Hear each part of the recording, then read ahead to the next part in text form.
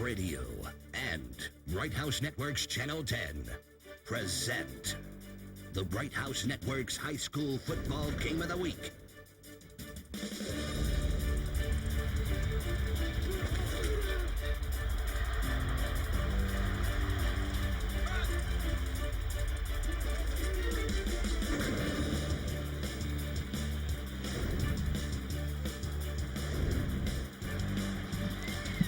Another cold night here in Kern County. It is probably the coldest night that we had since April, and I know, Brian, you were talking to me earlier today before the game about my apparel. So what if I have a scarf on? It's cold out here, Brian. This is some fall football weather right here. Didn't you just go to Pennsylvania or somewhere like that? You're talking about it's cold here. I was actually, it was fairly warm there.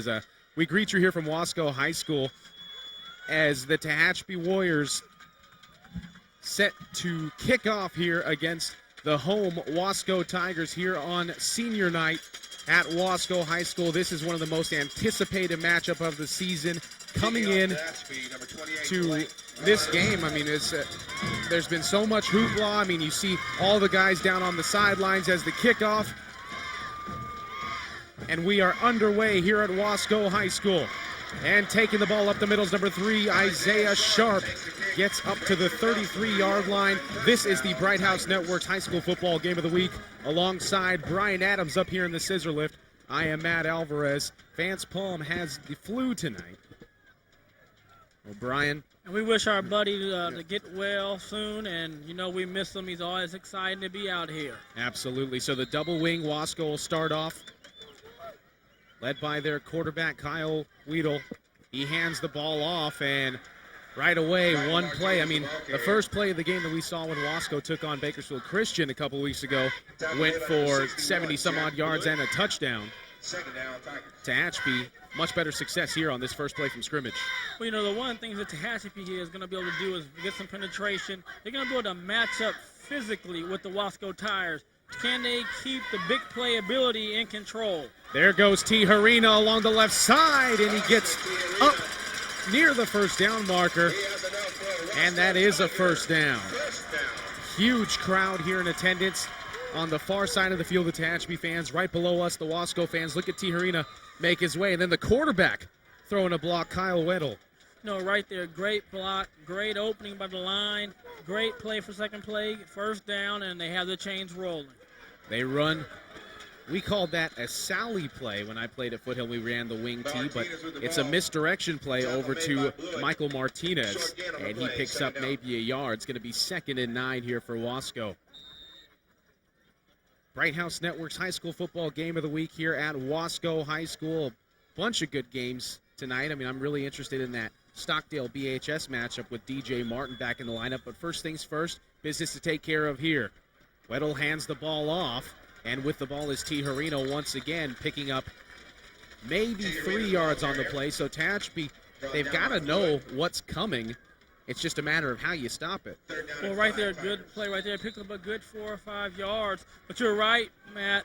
That's how you stop it, and you have to get good penetration with the guys up front. And then the linebackers and secondary people have to be disciplined. You can't fall asleep because Tehachapi will pop outside on a pass play. And we know they have some big playability when they do pass. Pitch to Martinez on the right side. Martinez trying to lunge his way up to the first down marker. I don't think he got it. And this Tehachapi crowd roars in anticipation of the 4th down play here. The first 4th down of the night for the Wasco Tigers. You're exactly right, Matt. And you're going to see right here, they have it short about a yard, almost a yard and a half of where the marker is. And you got to think that Wasco's pretty confident they feel they can get this yardage. And they have 2 backs you can go to, and don't forget about Moore. They can slip him up the middle and surprise you. Man in motion, Tehachapi takes the ball along the left side, and he slipped and fell down. He would have had the first down, you would think, but he slips and falls down behind the line of scrimmage. His knee touched, and that's down in high school, Brian. See right here, he's going to put outside. See, his body's off balance. He has no chance but to fall. His feet, his platform were not underneath his shoulders. And right there, a big break right there for Tehachapi, because I think he had a chance for a big play to go down there and see the black and orange diamonds. Austin Tehachapi, the certain pick for first team all area, the way that he's been carrying this Wasco team. And I mean, it's not just a one-man show by any means. Now Tehachapi will start from their own 47-yard line. Up the middle of the handoff, the quarterback, Bobby Howell, the junior, 6'1", $195. It was 34, Wyatt Vance on the carry, and you're going to hear that name a lot tonight, Wyatt Vance for the Warriors. And Wyatt Vance is a big, powerful back, just like Martinez. They're going to bruise you up, be physical. But I think both these teams match up well. You see right here, Valdez getting penetration, able to hold the guy off, and then react to the play.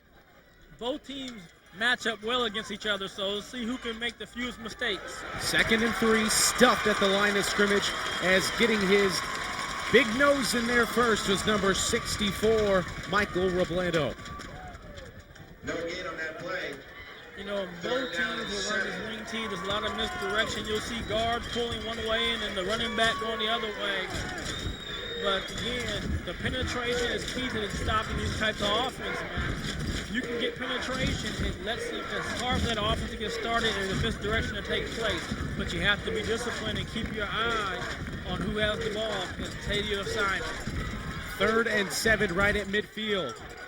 They run the reverse. It's Wyatt Vance on the left side, and it's swallowed up by the Wasco defense.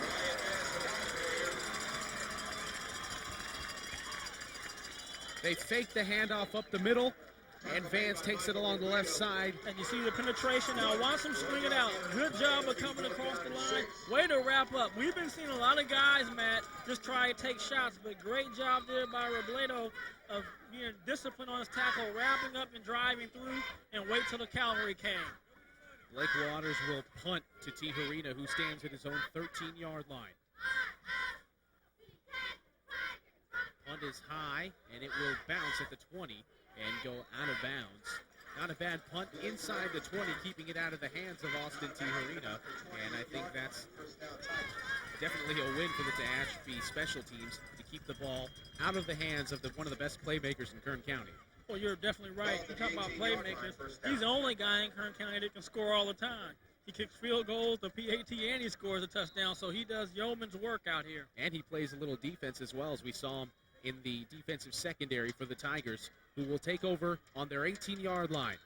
They send a man in motion, and penalty flags fly. Let's see what the call is. And it's going to be an encroachment penalty. You know, the one thing we talked about, Matt, is we did not. If you're a team out here, you do not want to make mistakes. You don't want to give up the easy 5 yards, because this is going to be a battle down to the end, and those 5 yards can come off handy later on. 1st and 5 now for Wasco at the 23. Tehachapi goes in motion, has it. Tehachapi goes to the outside. One man to beat. Tehachapi with the stiff arm. Tehachapi turns on the Jets, and he will go all the way. Touchdown, Tigers.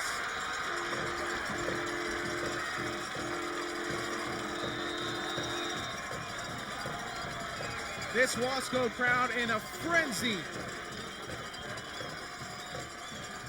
Well, you see right here, he wants to cut up inside, but he's forced to bounce. It does a good job of reading the block off his quarterback. Right here is going to be a little change of pace and a straight arm. See right there, he's going to stop. Now he accelerates. And once he hits the sidelines, ladies and gentlemen, he's gone home. And he's the X factor to me in this game, because he's the one player that Tehachapi cannot match up with because of his big playability. And he did just miss the PAT, but 6 points on the board early for Wasco, and there's that big playability, and that's the difference in these two teams. I think that Wasco just has a guy who's a difference maker. Difference maker indeed. He took that ball 77 yards for the opening touchdown of the evening. Extra point was deflected, by the way, and it sailed wide right. 6-0 Wasco, 7:21 remaining here in the first quarter. Head coach Russ Prado in the Under Armour sweatshirt in the middle of the screen. You know, one thing, it's our second game watching them, is how disciplined they are, how focused they are. You know, I was walking in, watching them warm up, even in their warm-up. If they made a few mistakes, the coaches were right there coaching them up, because everything had to be perfect in the warm-up, their technique. And I think that's just a testament to this coaching staff and their focus. Now, if you're Wasco, you can't get so giddy and excited. This is your first time at the big stage in a long time. So you have to keep your composure, and try now to bring your defense back out. Don't allow Tehachapi to make a big play. See if you can get a punt back to you, interception or a fumble, and jump on Tehachapi the way you did Batesville Christian. If you're Tehachapi, you've been here, they're used to this. Yeah. You know, this is old hat for them, year in, year out. You know, people talk about BHS, Tehachapi the same way in this division, this league. Year in, year out, they're going to be at the top. Kickoff taken at the 20-yard line. And busting his way up the gut, number 21, Marcus Curiel. He's going to be stopped right around the 35, and that's where Tehachapi's going to start first and 10. 7:13 left to go first quarter. Wasco scored just a few moments ago on a 77-yard run by Tehachapi. And now Tehachapi will try to respond, starting from their own 36. Quarterback again for the Tehachapi Warriors is number 6, Bobby Howell.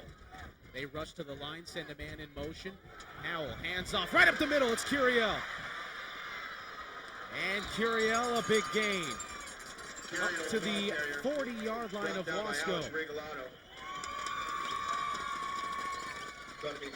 And you talked about they had to come and play good blocking. Look at the blocking downfield by the Warriors. And now Curiel's going to come up, and he's just going to be a strong runner straight ahead. Not going to give you many moves. And I was looking at the replay of the Garces game, Matt, this morning, preparing for this, Tehachapi, and he will also block. I see him make about 4 devastating blocks. There's Curiel, swallowed up at the line of scrimmage, spun off a tackle, and then knocked down after a gain of about 3 on the play up to the 36. It'll bring up 2nd and 7. About 4 yards on that play. So the very potent Tehachapi offense. Like you said, Brian, Tehachapi winners against Garces early in the season. 6:25, the clock rolls. You know, Matt, just on that, the difference is T-Arena can get that same play and go the distance. Tehachapi's going to be a little more methodical. 5, 10, 15, 20. They're not as big play potential as Wasco, but they can make some plays. They do pass the ball. Howell passes, man wide open, overshot him. Intended for Cory Lange. Those are opportunities that against this Wasco team who can pretty much score at will, you're going to need to capitalize on, Brian.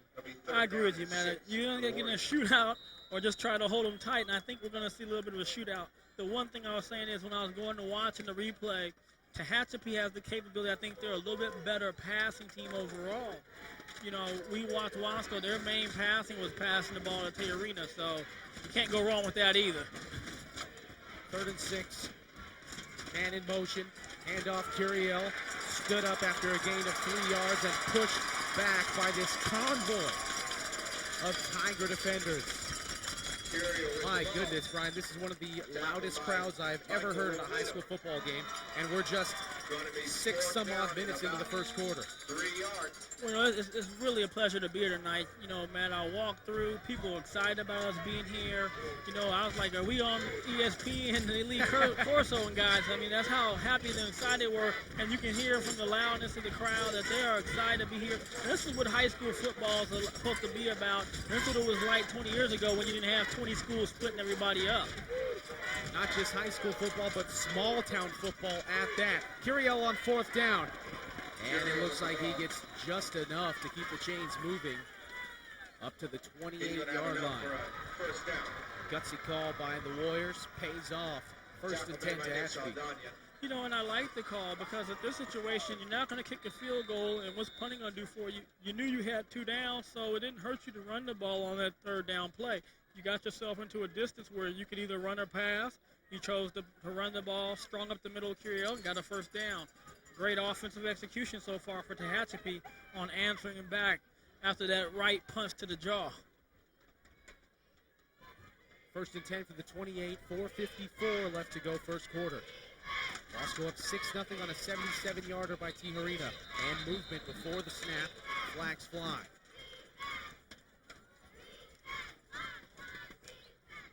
to be an encroachment penalty against the Tigers as referee Mark Roberts makes the call. And you see right here, we're going to go through the referees. We have head referee with the white hat, Mark Roberts. The umpire is Tom Trees. Head linesman, Mark Reyes. Line judge, Brian Smith. Back judge, Brian Landis. And in the box is Steve Letsky. All members of the Kern County Officials Association doing a great job week in and week out here in Kern County. Man in motion. Howell. Blitz comes backside. Fumble! Ball's on the ground, and it's picked up by the Warriors, but a big loss on the play. Sacked in the backfield by Alex Regalado. It was number 15, Alex Regalado, forcing the fumble. And you're going to see right here, you got the play action. He's looking for great coverage downfield. Now he's not going to stop. And that's Regalado. He doesn't stop, causing the fumble, and almost recovered by, looks like Martinez right there for Wasco, but Tehachapi covers it up. Number 8, Cody Hall, tied in. And you know, how many times this year have we seen it? You drive and you get that penalty that's kind of push you back 5 yards, and then something else happens, almost like it snowballs on you. They fake the handoff to Curiel, and they hand it off near side. Tehachapi there to make the tackle on number 20, Brian Castaneda. Castaneda gets up to the original line of scrimmage. It's going to be 3rd and 10 here for the Warriors. And you know, Matt, we don't get a vote for Player of the Year in all league and all area selections. You know, all league is the coaches, all areas of selection. I'm telling you, we've seen him twice. You know, you watch the highlights, you see other games. I don't think there's any player that's better than him all around on the field. And he would be my Player of the Year if I was attest voting. to that fact, Steve Denman calls the timeout, trying to find a way to get around Tehachapi and this Wasco defense here on a crucial 3rd and 10 early. Thank you for the meal sponsors this week, John. And again, look how big that penalty was. I mean, people say, okay, it's a false start, 5 yards. But then, you know, it changed your play call, which you may would have run on 1st and 10 to 1st and 15. You end up getting hit, fumbled. You're lucky to fortunate to recover it. And then now you picked up a good 10, almost 10 yards on that play right there, Matt, which would have been a first down. So, you know, those yards, even though it might be small, can be very important, especially in a game when teams are evenly matched. But again, great coverage in the secondary, and, you know, the penetration from the line, and the linebackers and the secondary players are also doing a good job of coming up tackling. A lot of big names in attendance tonight, Brian. Saw you chattering as well as I was with some of the football dignitaries here in town. Coach Bolton, Coach Paul, over here on the sidelines from BC. Also saw legendary head coach Ned Permenter, whose 1952 team was the only team to go undefeated here at Wasco and win the Valley Championship. Is that what it was? Won the Valley Championship and did not give up any scores, 0 points in the league that year. That is a feat that may never be matched here in high school football, given the parity of these schools in the area. 3rd and 10 for Tehachapi as we resume action here with 3:07 left. Howell. They hand it off left side. It's Wyatt Vance. Vance has a convoy. Wyatt Vance. Touchdown, Warriors. When they needed to respond, they did. And Tehachapi has tied this game at 6.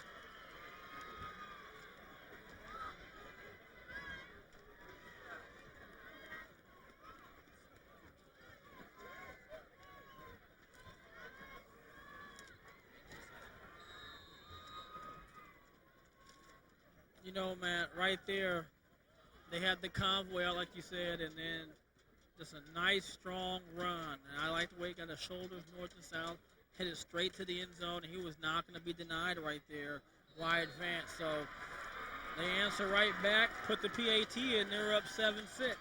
Dalton Skaggs kicks it through. Like you said, Brian, 7-6 Tehachapi leads. You know, I think the important thing here, well, let's go over the touchdown. Look at Vance and the convoy in front of him. Yeah, great blocking right there. You see 56, Devin Blaine, he's pulling out. And then Vance just runs so strong. See, that's what we're talking about. That's the hit. You try to go with your shoulders. You got to wrap Vance up. And if you're not, he's going to run through you all day long.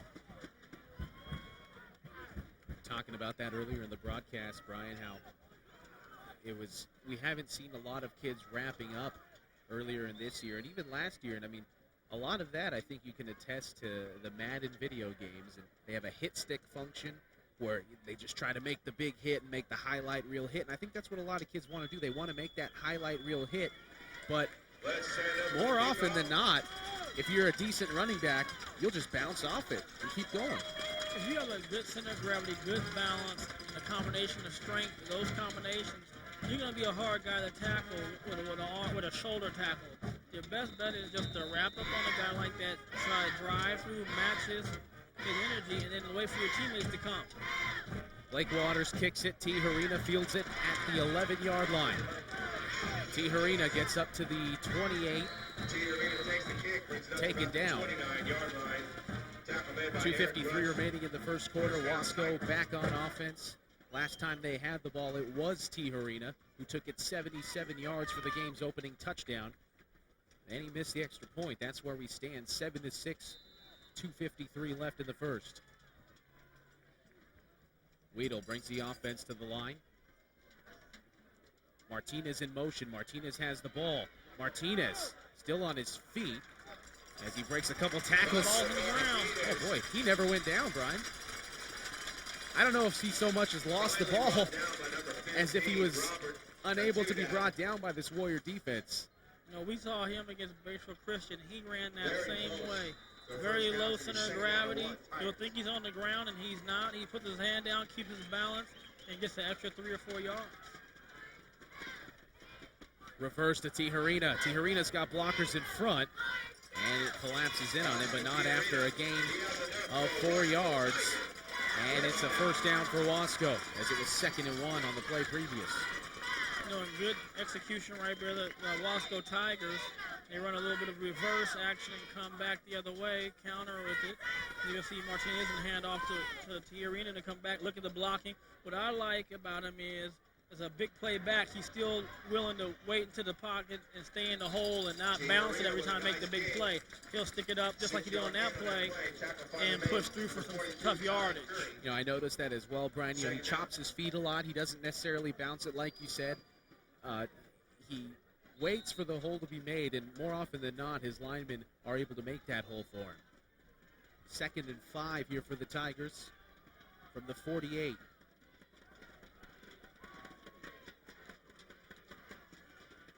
Tehachapi in motion, has the ball, another convoy. This one chopped down early, but Tehachapi does bounce outside, and he picks up about 10 yards.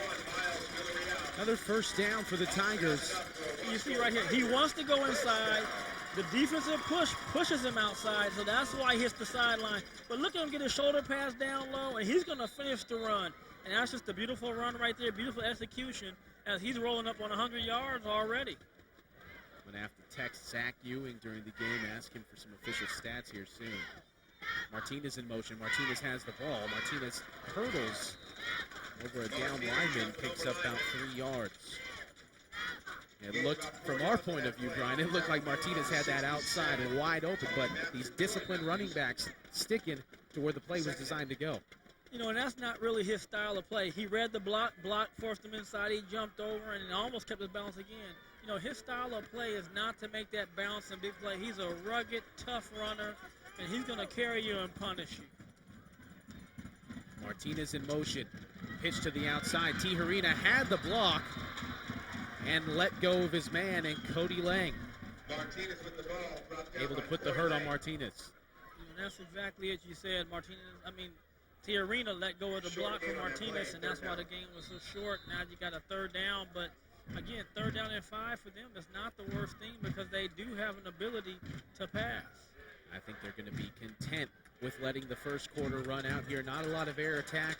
This has been a quick first quarter. And as the time runs out here in the first, it's 7-6 Tehachapi. We'll be back for the second quarter here on the Bright House Network's High School Football Game of the Week.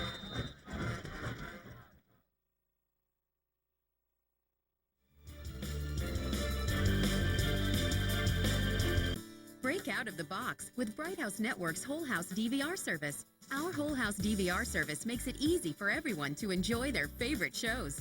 With options to record up to 4 HD channels at once, store up to 120 hours of HD programming, and view across multiple TVs in your home, something no other provider can offer. You're getting more entertainment and more convenience in more rooms. That's Bright House Network's whole house DVR service. Learn more at brighthouse.com/DVR.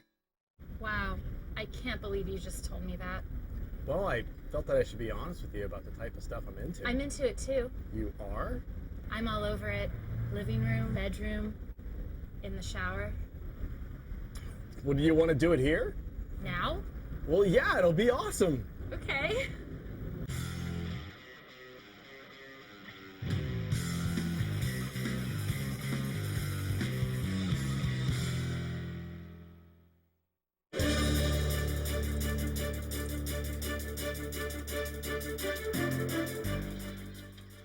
Third and 6 as we come back here for the start of the second quarter.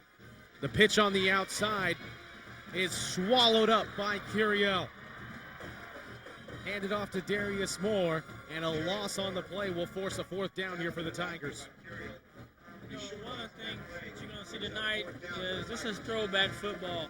A lot of these guys like Curiel, Tiarina, they're going to go both ways. Martinez, and you're going to see a lot of guys more himself going both ways. So it's just one of those things tonight. Whose defense is going to make some plays and who can make the least amount of mistakes. 4th and 7, the Tigers will go. Pitch on the option. Wide open is Martinez. He has space and room, and he'll get it up to the 20-yard line. Boy, they bit on the fake to Tehachapi. A great play call right there. We talked about the discipline, right?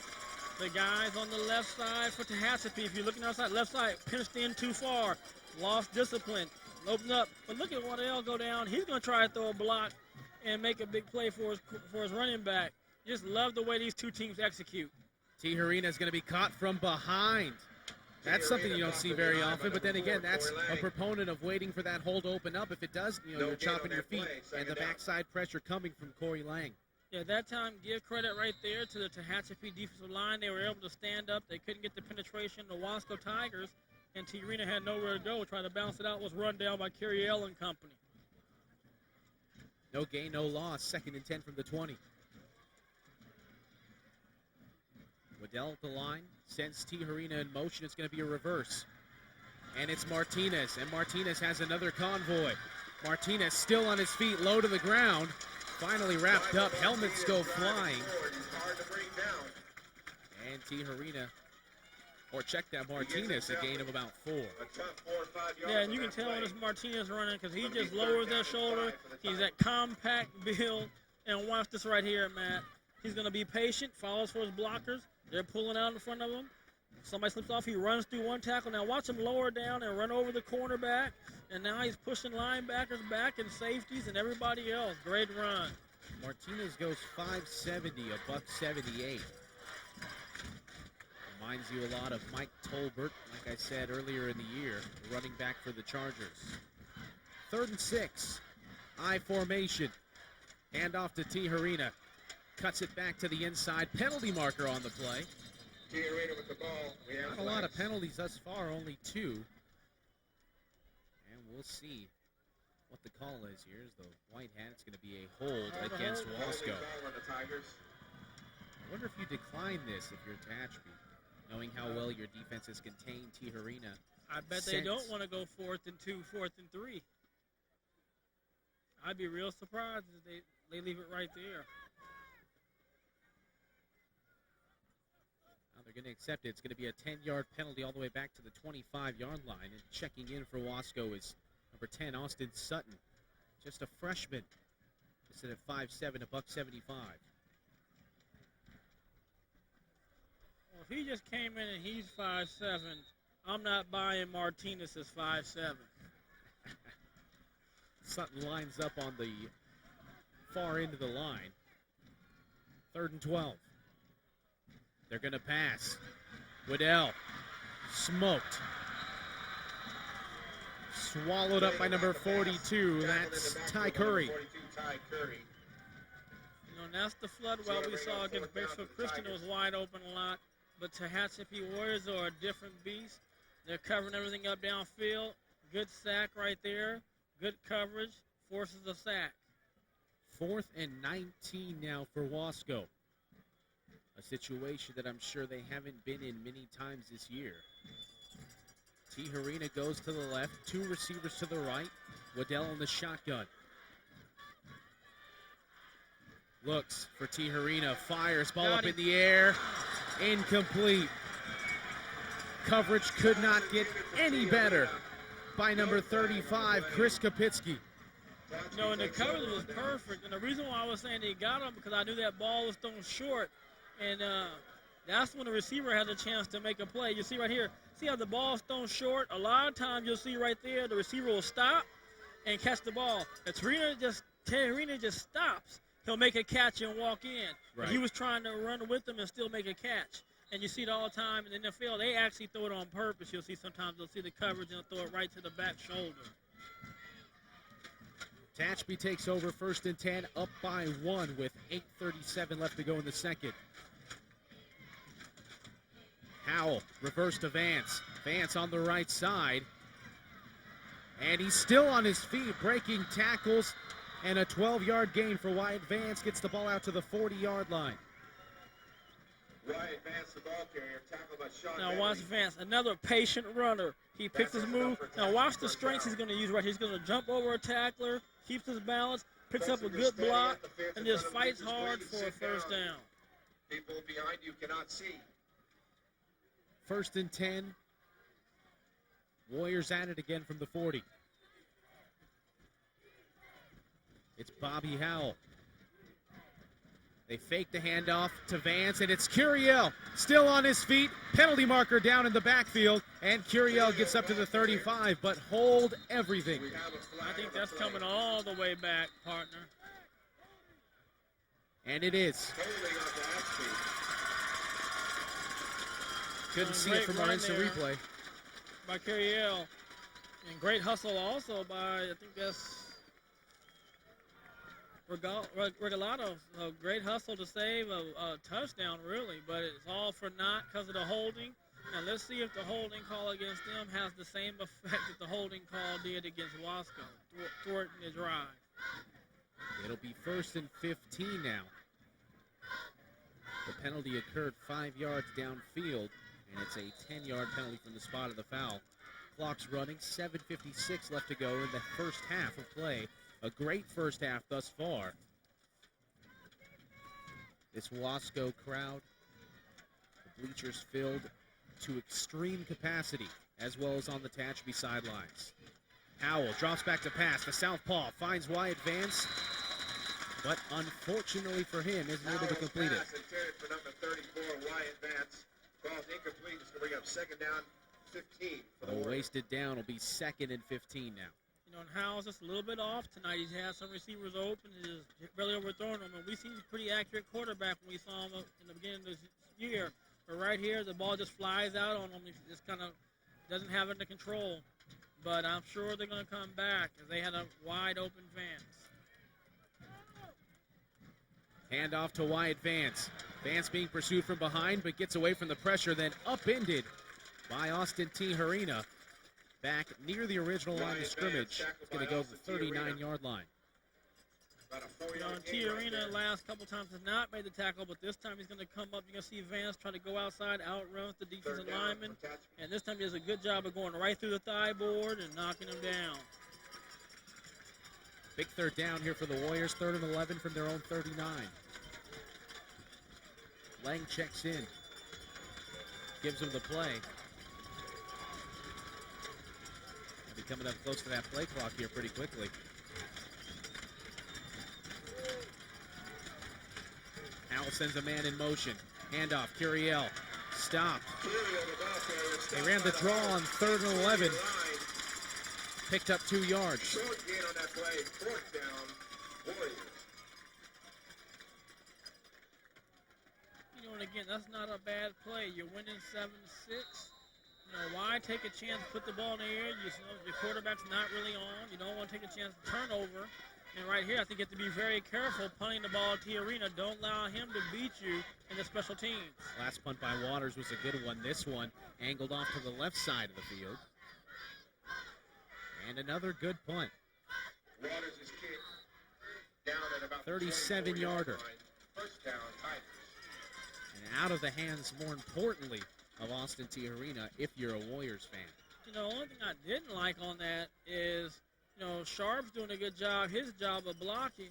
Tehachapi has to come over and get him out of the way and clear him out, let him know we're not fielding the punt. Because, you know, I've seen a lot of crazy things happen. You get by that ball, the ball bounces funny, takes a bounce the other way, it bounces right off you. Warriors recover it as their ball. 1st and 10 Tigers from the 24. Wasco back to work. Hand off, Martinez. Martinez has room. Tehachapi blocks downfield, and Martinez stays in bounds and gets the ball up to the 40-yard line. Gain of 15 and a Wasco first down. Well, right here, good job. Good blocking at the point of attack. Quarterback with him. See Martinez. Tehachapi misses his block, but it gets enough just to let his runner get a little bit further downfield so the cornerback can't square him up all the way. But if he gets that block right there, it could be another 10, 15 yards. The 1-2 punch of Tehachapi and Martinez. This is Tehachapi. He's going to be stuffed as his lineman fell down in front of him, but it'll be a gain of Tehachapi with the ball. 3 or 4. On the bottom of the pile there, Cory Lange. Lang again on the stop. 6, Tigers. You know, if you're sitting at home, you got to be enjoying this ball game so far, Matt. I mean, both teams are playing good disciplined football. Both teams are hitting and executing in time, so on offense. So let's see what happens here. Martinez takes it on the right side of the line. And this time he's going to be swallowed up by Lange and Curiel. Also down there on the tackle, number 61, Jack Blewett. Martinez, the ball carrier, brought down by Adam Bullard. Gain of 2, going to be 3rd and 4. Third down. You know, this is where the defense has to be careful because both teams have gotten caught defensively when they get some misdirection. They think the ball is going on one way, and the offense is going the complete other way, running the ball the other way. Long pitch to Tehachapi, who tries to round the left side, can't do it. Tehachapi with the Picked ball. up 2, not enough for the first. Number 20, brought down by 21, Curiel. A lot of these guys going 2 ways, Brian. You've got Curiel, who was in on that tackle. Obviously, Tehachapi going both ways. Lang going both ways. You can see right here, like I said, deep pitch, long pitch, but look how fast Tehachapi is to get away from Curiel, enough to get almost to the first down marker. He, you know, average back we've seen would have been tackled in the backfield. And the Tigers are going to go for it here on their own end of the field.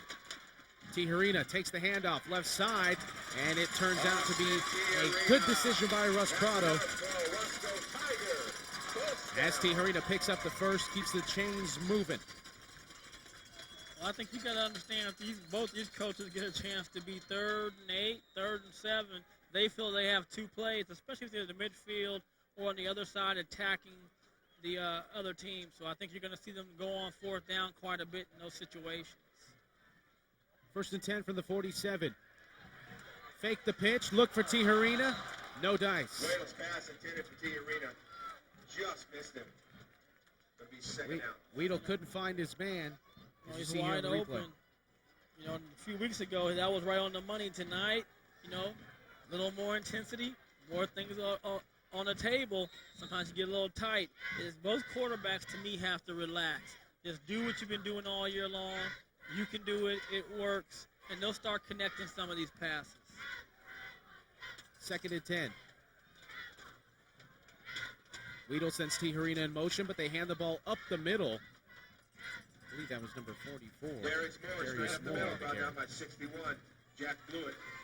They've got that threesome of Moore, Tehachapi, and Martinez. Tehachapi usually lines up in the wing, and then Martinez directly behind Weedle. And Moore. Well, Martinez behind Weedle, and Moore's behind. Or Moore's behind Weedle, gotcha. They fake the option, or they run the option, rather. I had me fooled.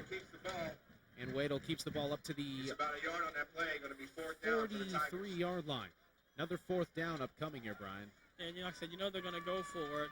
And, I mean, one of the things is, had they run the option more like BHS where they're closer, that would have been a pitch if that's Hannibal. Very true. Hannibal likes those risky pitches, but he usually makes them work. 4th and 5 for the Tigers. trying to get him to jump on the hard count. No dice. He'll audible at the line. And a timeout called by... The referee called timeout.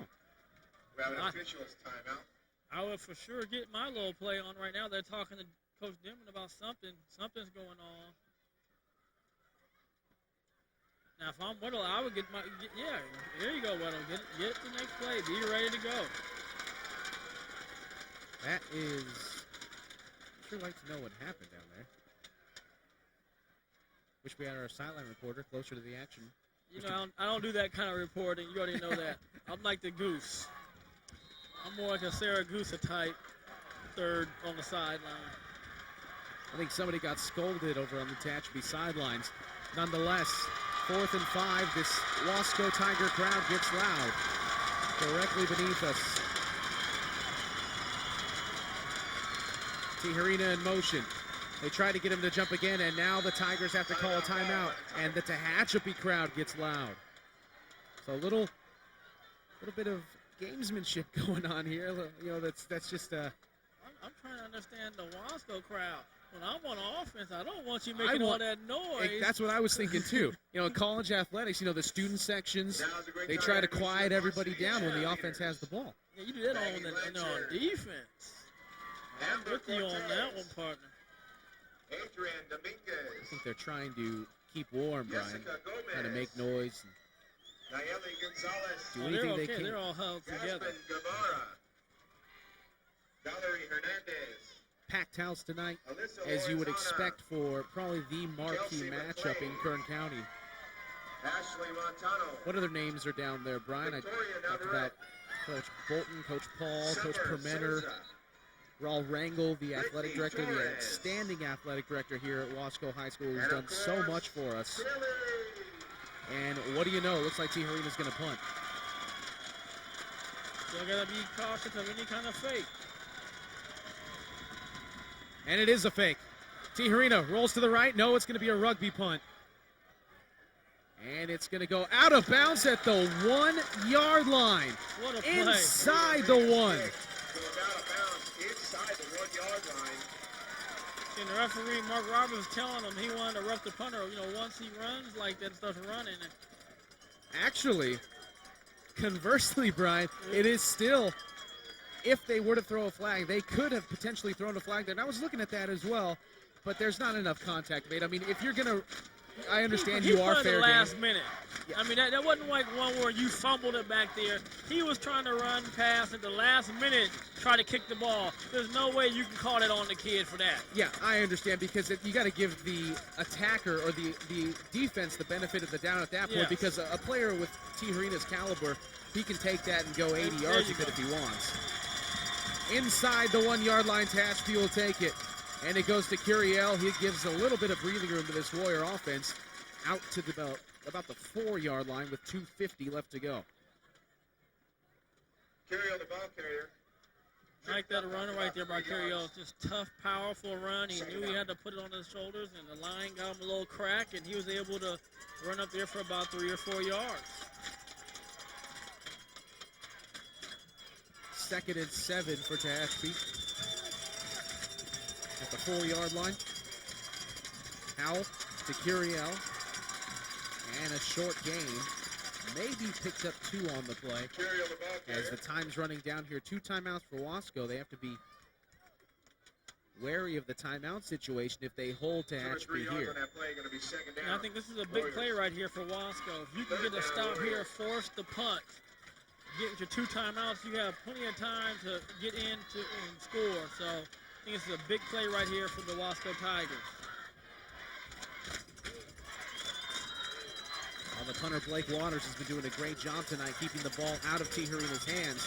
But Tehachapi would like to avoid that altogether if they can. They hand off. Curiel still chopping his feet, and he's going to get enough. Great surge by that offensive line of Tehachapi to give Curiel the running room he needed, and they move the chains. Yeah, give the credit right there to the line. Look at the line, get that good push right there. And they gave Curiel enough crease and his power to get that first down. Steve Denman, the head coach of the Warriors, has been there, forever and a day. Just about 30. 30 years as a head coach. Old Netty boy had Coach Premier had 40. Oh, yeah. Ed was there a while. His penalty flags go flying. Vance, His the last ball year carrier. was my freshman year at flags. Foothill. I wish I could have played for him. I mean, I got to know him. He's a good family friend of ours. And great guy, great coach, well-respected in this area. Also a Wasco Shot High block. School graduate. Shot block against Tehachapi. That's going to move him back half the distance. Put the ball around the 6-yard line.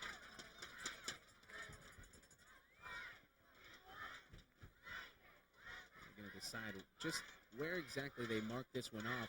At the 14-yard line is where the penalty flag goes, so half the distance, you would think, by my math skills, would put the ball at the 7-yard line, but I'm not one to trust my own math skills, Brian. You do pretty good. You know, you forgot those punts fast enough. I'll explain to you how to do that someday. It's a complex scenario that involves the 50-yard line, and yeah, we'll get into it some other day. As long as I got you here, I just have to let you tell me how far Shot they block kick. called to the Warriors. There It's you go. half the distance to the goal. It's going to remain first down. 7-yard line. It'll be first and, oh goodness, first and 15 maybe? It will be. First and 15 for the Warriors at the 7. Howell, hands off. Wyatt Vance around the right side, slips and Oh, falls. timeout. They're going to get a timeout. here. Wyatt Vance with the ball slips down in the backfield. And he does. They lost about a good 6 seconds. Well, Russ Prado, the head coach of the Tigers, is over there telling the referees. He's saying 1 minute.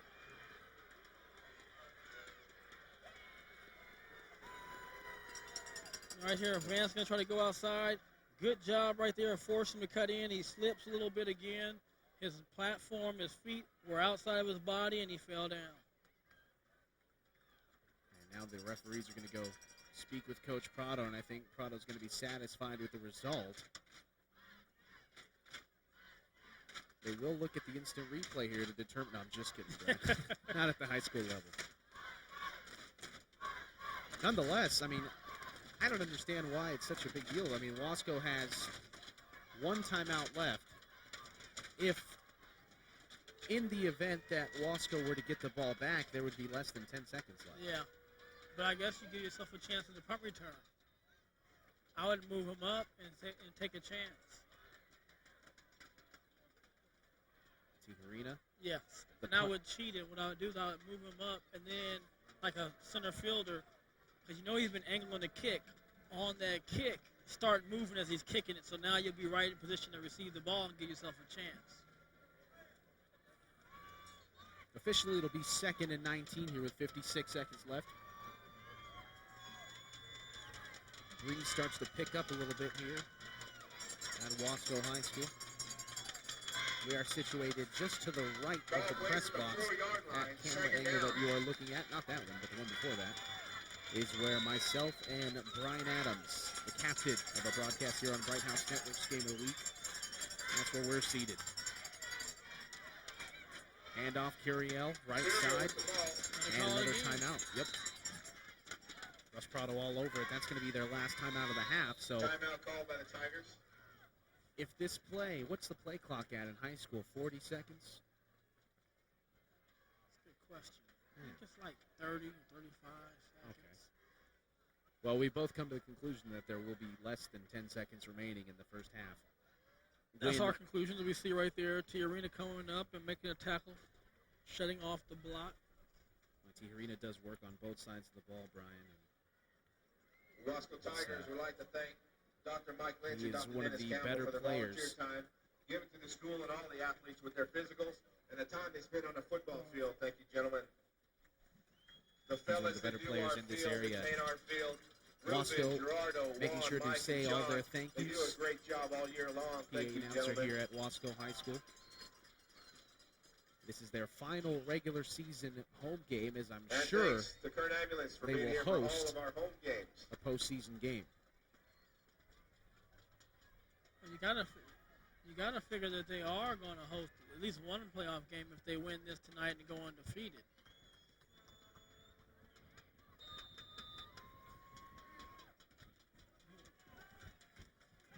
Let's Third and make some 13. noise for your defense. Wasco crowd gets pumped up again.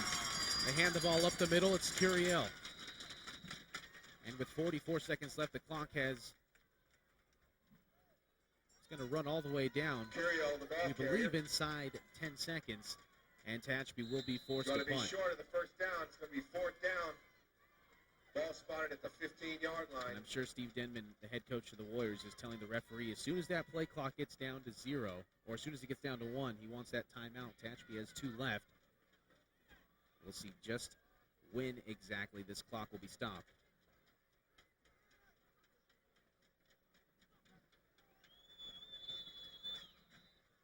.4.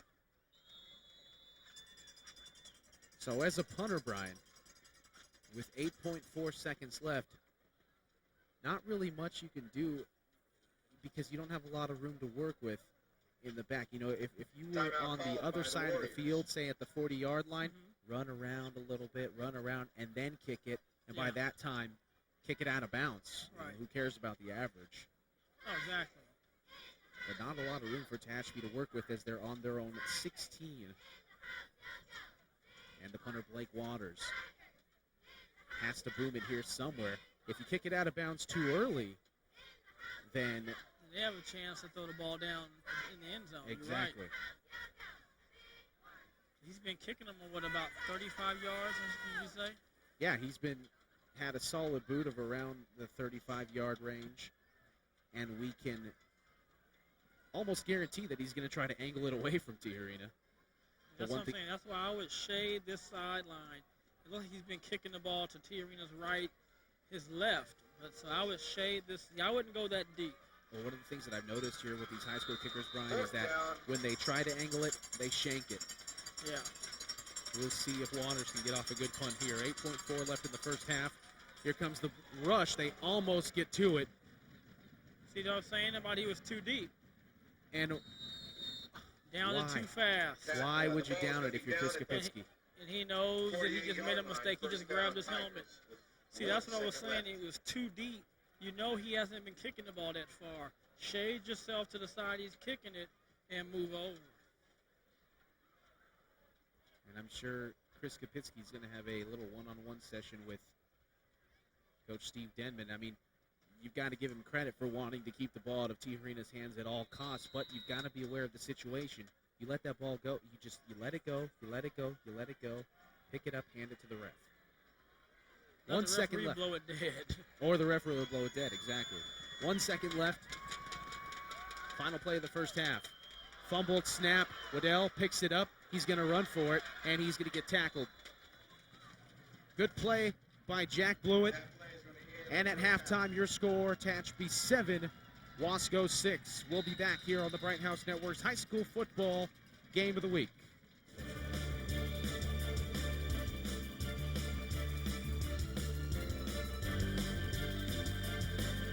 Bright House Networks is rolling out more ways to watch TV. We're giving you the freedom to watch TV anywhere you are on your choice of devices, computer, laptop, and most tablets and smartphones. Stay entertained with sports, movies, and more from anywhere. All you need is Bright House Networks TV and a My Services account from brighthouse.com. It's a whole new way to watch TV, available at no extra cost to you. Learn more at brighthouse.com/myservices. Wow, I can't believe you just told me that. Well, I felt that I should be honest with you about the type of stuff I'm into. I'm into it too. You are? I'm all over it. Living room, bedroom, in the shower. Well, do you want to do it here? Now? Well, yeah, it'll be awesome. Okay.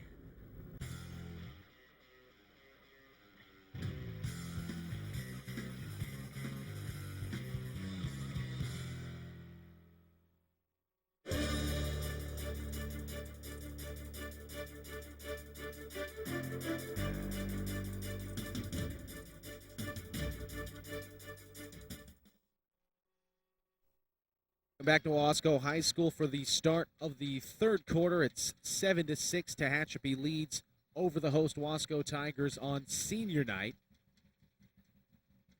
And as we get start to second quarter, or as we get start to the second half of play, there's still 20 seconds left on that mandatory 3-minute runoff period after the clock has reached zeros.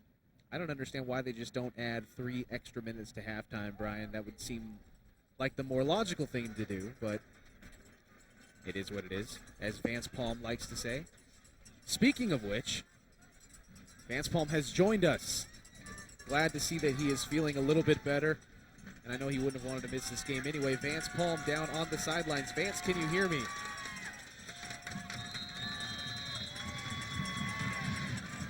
I'll try to get that fixed. As the second half kickoff is underway, Tehachapi puts it up in the air. It's taken by Curiel at the 21-yard line. Curiel had some room out to the right side. He's going to be dragged down outside of the 35, and that's where Tehachapi's going to start first and 10. Right there, short kickoff. Curiel does a good job of filling the kickoff, and then it gets some good yardage up to about the 36-yard line. So Tehachapi has some pretty good field position to start this second half. Curiel actually leads all rushers 12 for, or check that, he leads Tehachapi's rushing attack 12 for 66 yards. How's Tehachapi doing? Well, Tehachapi's doing very good, 10 rushes for 125 yards. So he reached that century mark like you were talking about as Howell back to pass has 2 men wide open, and it's tipped and caught by Wyatt Vance, and if he would have let that go, then Cory Lange would have had 6 points on the board for Tehachapi. Well, we talked about in the first half, Matt, that Tehachapi can pass the ball well. Howell this time settles down, throws a good pass. It's right on the money for the receiver he's attending to, but Vance reaches up one hand, tips it to himself, and pulls it in for a big pass play for the Warriors. That's going to be a funny one to watch on film on Sunday, I can guarantee you that. As Lange, Vance will probably have to buy Lange dinner, as that could have been 6 points potentially. Nonetheless, Tehachapi back in business. Curiel with the ball, cuts to his left. Curiel still on his feet, up near the 15-yard line. 2 plays, and Tehachapi is in business once again. Right there, great job of Curiel, just running strong up the middle. He's going straight ahead. He picks his hole right there, gets a shoulder pass down. Now he's going to try to drag defenders with him. Just a very physical and punishing runner, and good job of securing the ball. First and 10 from the 16. Howell, the quarterback. Hands off. And it was a inside draw to Vance, who was tripped up on the play by number 3, Isaiah Sharp. So they have their own trio of weapons in Wyatt Vance, Marcus Curiel, and Isaiah Sharp, just as Wasco has Tehachapi, Michael Martinez, and number 44, Darius Moore. 2nd and 5 for Tehachapi. From the 11-yard line, threatening to score once again. They hand it off to Curiel. Curiel ran into his own man, still picked up about 5 yards. It's up near the first down marker. Down by Michael Martinez. And it's going to be just short. 3rd and 1 coming up here for the Warriors of Tehachapi.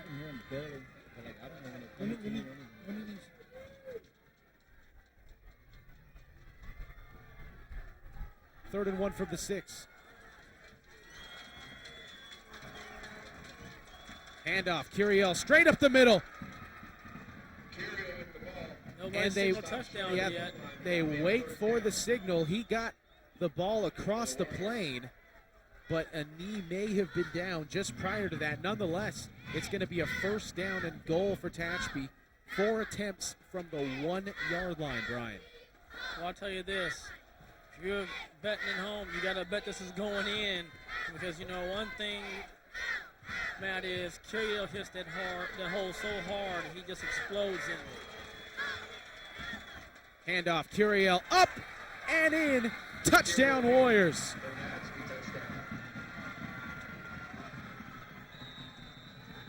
Like you said, Brian, he hits the hole hard that time. Took it over the top to give Tehachapi a 7-point lead. Matt, this PAT is very important, because if Tehachapi misses this, then Wasco can tie it up with a touchdown in PAT. And right there, Curiel goes over the top, explodes over, and scores. Dalton Skaggs. Snap good, hold good, kick is on the way, and it's barely good by the skin of his teeth. tucked inside the right post. 14-6. Tehachapi leads by 8. You know, and this is really Wasco's real first adversity of the year. Let's see how they respond. Tehachapi's came back and scored after they were punched in the face. Now let's see what Wasco does. They're in a heavyweight bout. And about the 6th round, they get hit right there real good. Are they going to fight back the same way Tehachapi did and put some points on the board? Gut check time for the Tigers, no doubt. Behind a huge home crowd. Orange and black clad fans, students, alumni, dignitaries over here on the sideline. And give credit to these Tehachapi fans and parents, alumni, etc., coming out to tonight's game. I mean, that's, oh, it took me 35 minutes to get here, Brian. Takes you 45 minutes to get to Tehachapi. That's a good hour and a half drive. They've made it all the way up the 99, well, down the 58 first and then up the 99 to Wasco. Blake Waters set to kick off. Tehachapi deep, as well as Isaiah Sharp. It's going to be a squib kick. Taken at the 22. And a hole opens up. It's Michael Martinez. Somehow the ball manages to end up in the hands of Martinez or Sharp or the playmakers, even when they squib kick it like that. Well, give credit to the up guys for the Wasco Tigers, because they were actually about to field it and move out of the way so the guys who could do the damage would get the ball. That's number 30, Michael Martinez, in the center of the picture. All 5'7", 178 pounds of him. First and 10 for the 39. Double wing set once again. Tehachapi in motion. Tehachapi has the ball. Left side. Bounces off a tackle, and he gets 5 yards. Something that you're not accustomed to seeing if you watch Wasco football every week. It's Tehachapi being stopped short, you know, gains of 4, gains of 5. You're used to him seeing gains of 80, gains of 85, gains of 60. He's almost like Jalen Sykes last year at Garces. What was your nickname for him, Brian? 50. 50, exactly. Because Sykes was no stranger to getting off gains of 50 yards. Now he's doing that. Well, he hasn't been doing that very recently at BC because offensive line troubles. That is another story for another day. BC ends their regular season next week at College of the Canyons, but tomorrow they will play host to Cerritos College. 14-6, 3rd and 4 here for the Tigers. Handoff Tehachapi. Following a convoy of blockers, Tehachapi finds the corner. Tehachapi is knocked out of bounds. Flag on the play. That's in the backfield. Chop block. Oh, wow. It's going to go against the Warriors. You know, I think what he's calling, Brian, I saw somebody get upended. I saw one of Tehachapi's lead blockers get upended. Maybe it was the pulling guard. Let's see. Maybe it's 64. It is 64. Right, that's Michael Robledo. And I think what they're trying to shy away from here at the high school level is going to the knees, I mean, you want these kids to be able to play at a level higher than this. So it's not necessarily a chop block, but a hit below the knees. I think you're exactly right on that part. Wasco with new life trying to tie this game. They'll need a touchdown and a 2-point conversion to do so, but they have plenty of time with 8:23 left in the third. We talked about would they answer back, and they have come out right away and jumped right back onto Tehachapi's defense. And at the aid of that penalty, you know, they're right now in distance to score. First and 10 from the 22. Martinez the ball carrier. And he gets punished right at the line of scrimmage. Picks up maybe a gain of 2 yards. Tehachapi penetration by the defensive front line. Erik Rush on the stop. It's too much. Right there, good job by the defense as they are able to stuff him on that short gain. 2nd and 7 for the 19.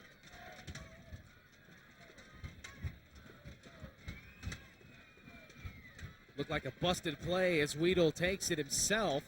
still manages to make something of it. Let's go down to the sideline. Vance Palm. Vance, we're glad to see you feeling better. And you've got the best seat in the house right now down there in the 35-yard line, Vance.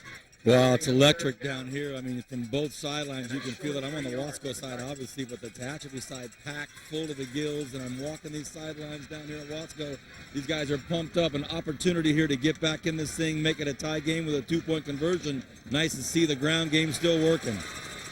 Well, on a 3rd and 3, Tehachapi able to pick up the first down with a gain of 5. And Wasco will have a first down at the 10-yard line, which is going to be a first and goal for the Tigers. You know, that's great execution right there by the Wasco Tigers. First and goal from the 10. Weedell sends Tehachapi in motion. Pitch to Tehachapi. Up to the 5-yard line, gain of 5. It's almost awesome to see how they're just able, like, Weedell doesn't even turn his body, just chucks the ball. He knows Tehachapi is going to be there. That's just the trust that the quarterback and the running back have in each other. Well, you know, and also they're also both doing their assignment to the T. Tehachapi is in the right position, the right time, so the pitch isn't off, and he does a good job of following the blockers and pushing it up for almost 5 yards. Handoff, Martinez, right side, and a pileup ensues as there's got to be at least 18 of the 22 bodies on the ground right there at the 5-yard line. No gain on the play for Martinez. It'll be 3rd and goal. That's what Tehachapi has to do, though. They have to clog the running lanes, and they've done a great job of doing that thus far. You know, both teams have done a good job of stopping the run. You know, both teams are powerful running teams. Let's see right here on this big 3rd down what Wasco can do. Tehachapi takes the pitch. Left side, gets up to the 3-yard line. Decision time, and as long as it takes me to say decision time twice, I think that Russ Prado already said we're going for it.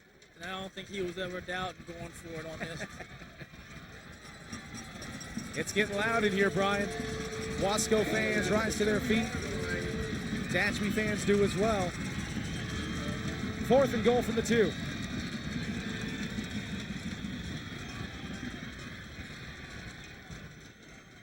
Tehachapi gets in for the touchdown. They're going for 2. They're going for 2, and great execution. They came back with the same play, but look at this time. The difference is how well the offensive line gets out and gets a push, and then Tehachapi sees that hole, and he slashes in for the touchdown, and they're going for this 2-point conversion to tie it up. Well, in case you missed it, the reason why Wasco's in this position is because Tehachapi missed an extra point off the first touchdown of the game. Warriors trying to tie it up. Tigers trying to tie it up, rather. Double reverse. Martinez not going to make it. Tackled behind the line of scrimmage by Cory Lange. 14-12 with 5:27 left. And that silences the Wasco crowd. What do you got for us, Vance? Well, there was never a question about it. After they crossed the field goal, when they got over the touchdown, there was never a question. The coach turned everybody back and said, "Get back. We're going for 2. We're going for 2." So the extra point team was rejected. It was always going to be for 2. So 14-12 now, a 2-point deficit for Wasco. And I can guarantee you this late in a game, this season, they have not been down. I mean, the only time they were down this season was the game that we did at Bakersfield Christian when BCHS scored first, and then Wasco scored some 30,000 points after that en route to a huge win. Oh, yeah, what I like is they answered the bell. They got hit, they came back, they scored. They didn't get the 2-point conversion, but they came back and they had a good drive against a good defense. And so right now we're in for a battle, and I guess that's going to be a situation on, you know, what team can make the fewest mistakes. And on that drive, you had the mistake by Tehachapi Warriors that adds an extra 15 yards.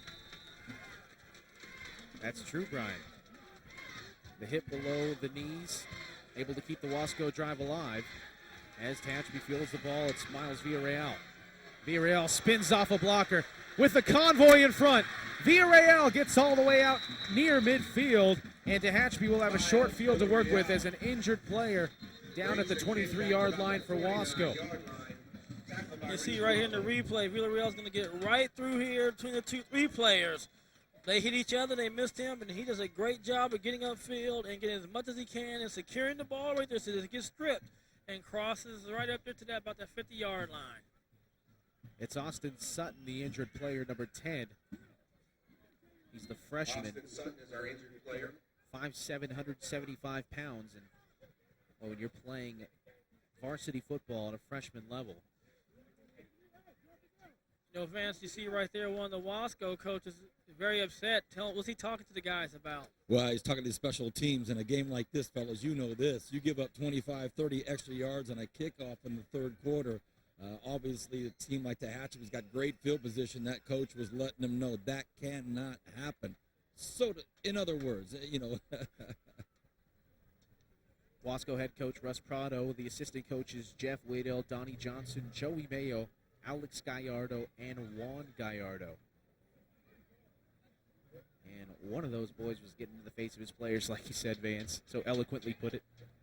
Well, in watching this game from field level in the first half and just watching the intensity level of these coaches, it seems like one of these games, fellas, Brian, you know this as well, every single play is an intense play. There's no plays where it's like a play off. Every single play intense. You know, Vance, you're exactly right. And I'm thinking to myself, when's the last time we've been in a regular season game when it's had this playoff feel?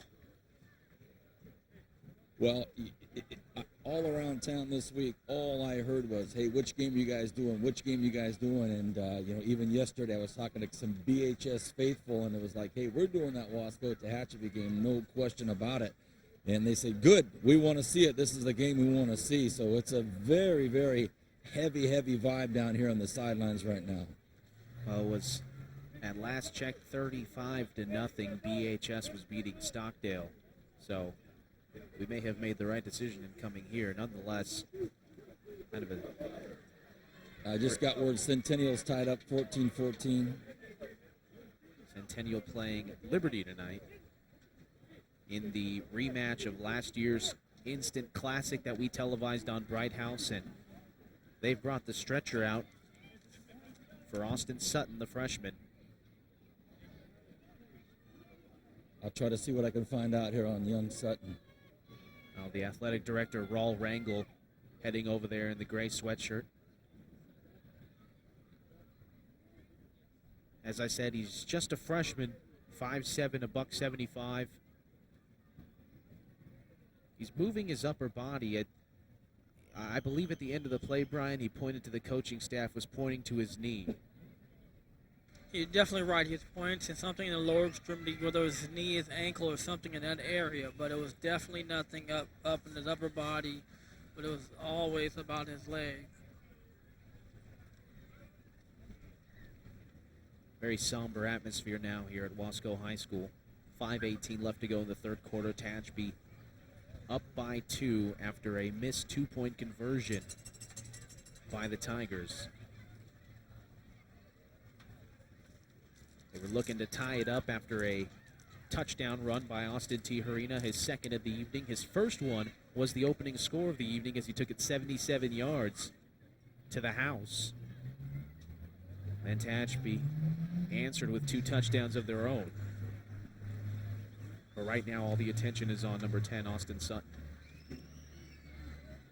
We just hope the best for him that he's not, injured, has a major injury. Just being a freshman, you hate to see that, but we just hope that he's able to bounce back and go forward. But it looks like they're going to put the little splint on his leg, so it's got to be something in the leg area. Well, what an accomplished athlete, though, for a freshman to play at a varsity level, Brian. It's something you don't see very often. And it really shows the skill level that this kid has and the future that he has in this game of football. Fellas, I just heard from Wasco representative. It's confirmed that it is the knee. Nothing specific, but it is the knee. That was Raul Rangel, the athletic director here at Wasco High School. Something you never want to see, Brian, and we talked about it just a few minutes ago. That specific play is what kept the Wasco drive alive. It was a hit to the knee. You want to stay away from the knees when you're in high school football. The pros, what are you going to do? College level, what are you going to do? But, I mean, here at the high school level, these kids, a lot of them have futures in football. A lot of them have bright futures and bright careers that they look forward to playing football. And the knee is such a delicate part of the body. So many joints in there, so many, I'm not a kinesiologist or anything, but there's just so much working down there. And it's unfortunate when a player goes down with a knee injury. I mean, one of my best friends, Erik Rush, when I was a senior at Foothill High School back in 2005, it was the fall of 2004. It was our homecoming game. He was our leading rusher. He tore his ACL. We ended up winning the game against Highland, tore his ACL, but he came back out in a wheelchair because he was awarded the homecoming king that night. Oh, man. And it was kind of a bittersweet moment for him. But he went on to have a great career at BC, was one of BC's better cornerbacks, and then played at Sacramento State. Quentin Cheatham. Was that a Quentin Cheatham side? Talked to him at practice earlier today at Bakersfield College practice. He said he was going to be here tonight.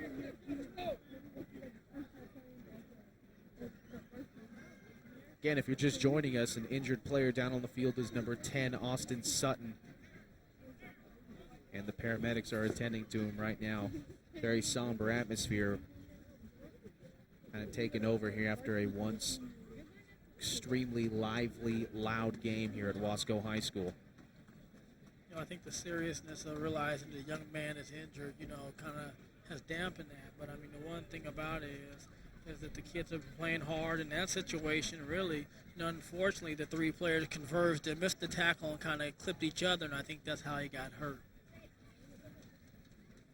5:18 left to go in the third. Tehachapi up 14-12 as they put the backboard beneath Austin Sutton, and they've lifted him up onto the stretcher.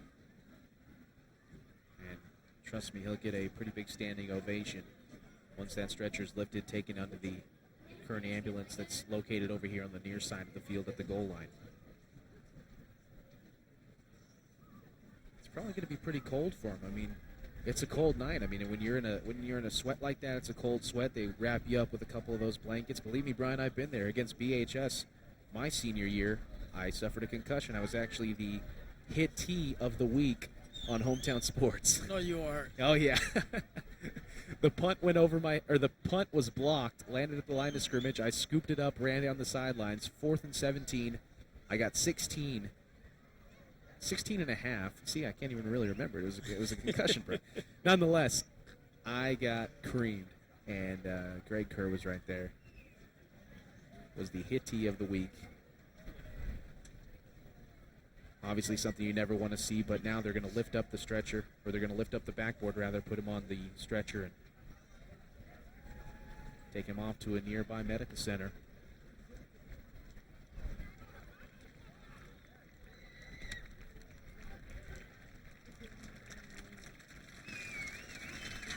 And you hear the crowd. Austin Sutton, ladies and gentlemen, they have a splint on his right leg.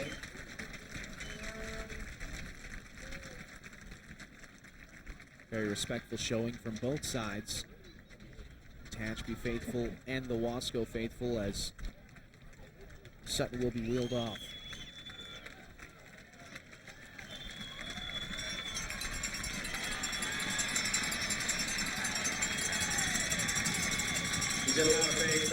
Vance is right down in there. Vance, anything else you can tell us about the situation? No, it's the right knee. The family was down here. I can tell you this, fellas. Unfortunately, I did witness a young student athlete in a lot of pain. Tears, grimacing, really, really hurting. So we hope the best for him, and back up to you guys. Absolutely. Best wishes go out to Austin Sutton. Back to business here. Pass over the middle, looking for Lange, incomplete. On a first down play, keep in mind, the play that preceded that incomplete pass was a kickoff return all the way out to the 49-yard line. That gave Tehachapi great position, great field position to work with here to begin this drive in the third quarter. And I like where the pass is at. Is either his receiver's going to catch the ball, it's going to be incomplete. Wasco did a better job of realizing it was a pass play and did a great job in coverage. 2nd and 10, Curiel in the backfield. Vance goes in motion. Wyatt Vance on the right side following his blockers. Wyatt Vance cuts back to the left in the middle of the field, and he picks up a big gain. Carries it down to the 35-yard line. It's gonna be a What I like about this play, Brian, is that he had his right hand, or his left hand on his blocker, kind of showing him where to go. Well, right there, the Wasco defense had no penetration and no push. Just a lot of room for Vance to run, and Vance picked up about a 13, 14-yard gain. But one thing right now I'm not liking with the Wasco defense, I'm not seeing them with that same fight and that same bite they had in the first half. Blitz comes, and Curiel able to avoid it. Gets a gain of about 2. They brought that linebacker in. Down there in the bottom of the pile. He got penetration, but Curiel able to sidestep and pick up 2 yards. Going to be 2nd and 7. You see right there, just the penetration goes through, but good job right there by the linebackers to fill and make it for a short gain. 4:15, just about left in the third. Howell hands off. Vance stuffed at the line of scrimmage, and a big stop made by number 30, Michael Martinez. That's the Wasco defense we saw in the first half, Matt, right there. Very aggressive. Tackling, wrapping up. You'll see right there, they're going to wrap up, drive, and then the rest of the troops come in to finish them off and put some pop on them. Big third down here for both sides. 3rd and 6 for the 30.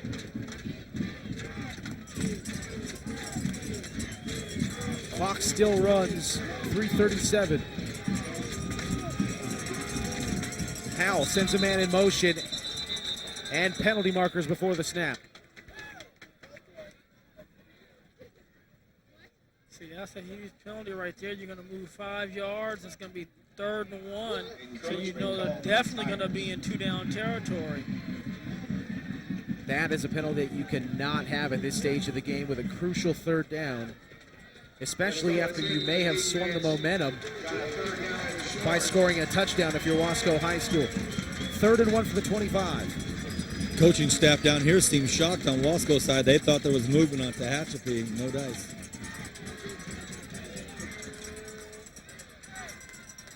Handoff to Curiel. And he got it as the pile just moves all the way down to the 20-yard line. He may have been stopped at the line of scrimmage, Brian, but that pile just kept moving and chugging. Those Mountain boys not willing to quit just yet.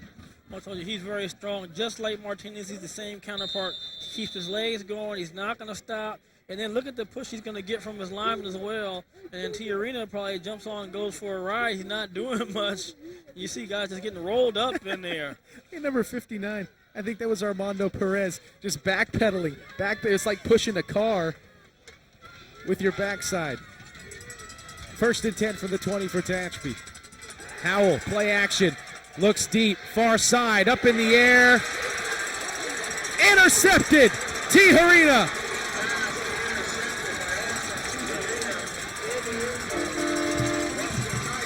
Coach Mayo made a last-second switch, a last-second decision right before the ball was snapped and reversed his cornerbacks, reversed his defensive ends. A great play right there by the Wasco coordinator. Exactly right, Vance, what he did. And Tiarina is the best athlete on the field, in great position from the coverage, interception. Just a message, he's not the one you want to throw at. Tiarina is going to be split out wide to the right. You think they might throw it to him here? He's going to go in motion. The handoff up the middle, Martinez. Man, he lowered the shoulder, and a truck, absolute truck put on number 35. That was Kris Kaptizke. 1st down, Wasco.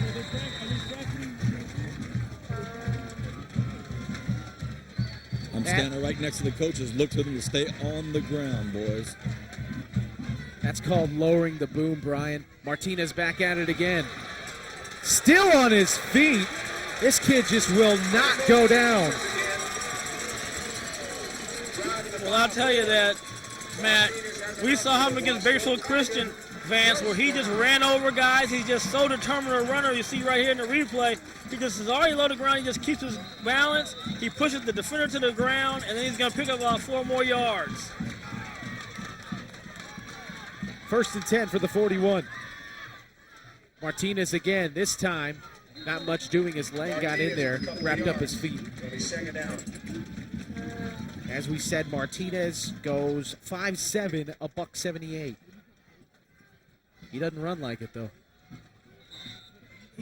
He's just strong and sturdy, and he just drives those legs, and he punishes defensive backs. Gain of 2 on the play. Go ahead, Vance. Tehachapi gets to the outside. What an open field tackle by Miles Villarreal. And Brian, you said it best. Uh-oh. Well, you know, right here, this is the best tackle in open field you're going to see on Tehachapi, and I'm sure that doesn't happen often. 1:10 left to go the third. 14-12. Tehachapi leads, but Wasco driving. Picked up 28 yards on the drive thus far up to the 48. Martinez spins off of his tackle on 3rd and 3, and he's going to be up near the first down marker. We near the end of the third quarter here, and this Wasco faithful is going to see what the measurement will be as the officials call a timeout. Vance, are these Wasco players getting pretty amped up over there? Well, right now this offensive line is starting to feel it. This is what they've been working for all season long, a showdown in the trenches against the vaunted Warrior defense. So as I'm trying to listen into this little gathering here with the head coach and the offensive coordinator, these offensive linemen just loving it, just loving it. First down, Wasco.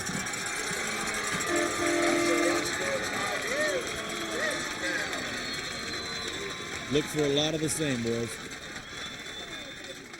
Well, it's worked thus far. No reason to change it up now. I mean, it's the one thing that they have changed is they're no longer running that double wing. No, and this is what you do. You split Tehachapi out. And what I like is they just throw the ball out to him in space. They don't try to run guys and do that receiver slip screen. Give it to him right away. They're off of him. He picked up 5-6 yards. So look for them to keep doing the same thing like Vance said. I agree with you, partner. On the other half of the 50-yard line at the 49, Michael Martinez grabs the ball once again. Gets 4 yards up to the 45. Martinez driving forward. A nice 4 yards on that play. Second down, Tigers. We'll see if they elect to run another play here as the third quarter nearing its end. 15 seconds, and they will not. We'll be back for the fourth quarter of play here on the Bright House Network's High School Football Game of the Week. It's going to be a dandy.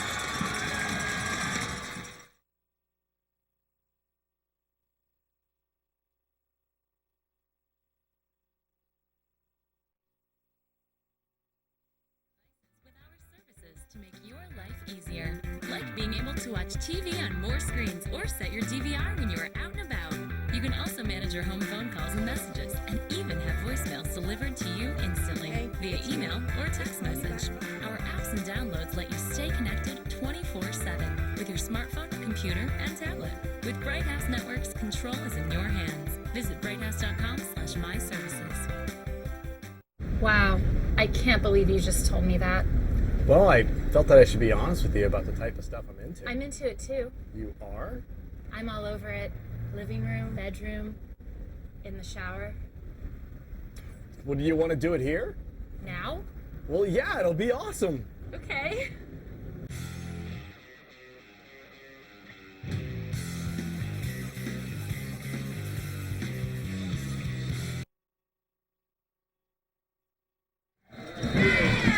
Welcome back to the Game of the Week on second down.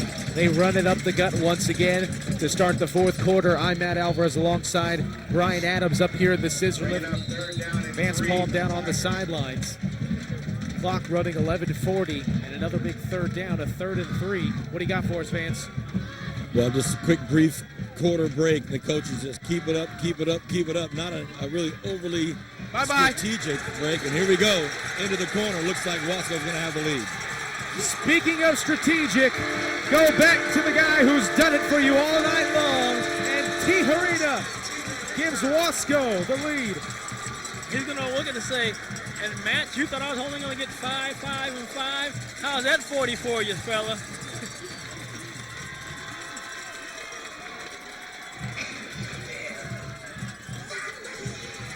He's just going to bounce it out right here. And with his speed, there's nobody on the field that can match him with the speed.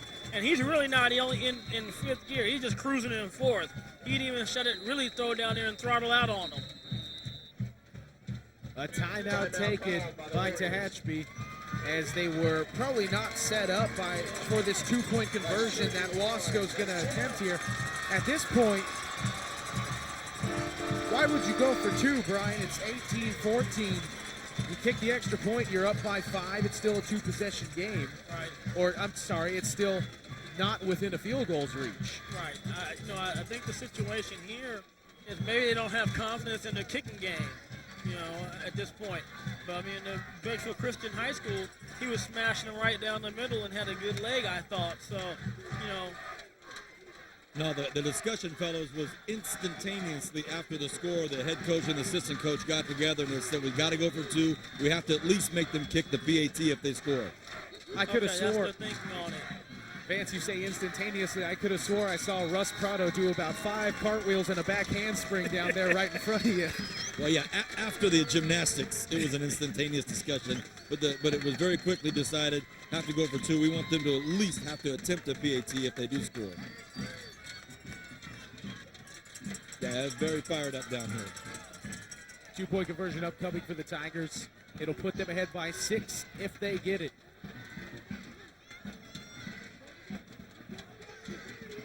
Tehachapi split out to the left. They pitch it to Martinez. Martinez not gonna get it. Stopped. Villarreal out there in the backfield gets the penetration and is able to stop it.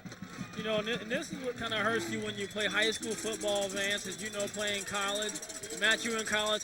In college, you can prep for that where you have practice. You go over these 2-point conversions. You don't have that same luxury in high school, so sometimes they're not used to running these plays to be able to score. Well, it was a great defensive effort when you figure that pretty much everybody in all of the city of Wasco thought it was going to be Martinez going right up the middle. You're exactly right, Vance. It's a great effort on the Tehachapi defense. But right now, special teams has to come back, and, they have not been special tonight. 11:23 remains in the fourth. Wasco goes up on the 3rd touchdown of the night for Austin Tehachapi, 18-14. Tehachapi will tee it up at the 40-yard line as this Wasco crowd gets loud again, urged by their Tigers. Villarreal to receive.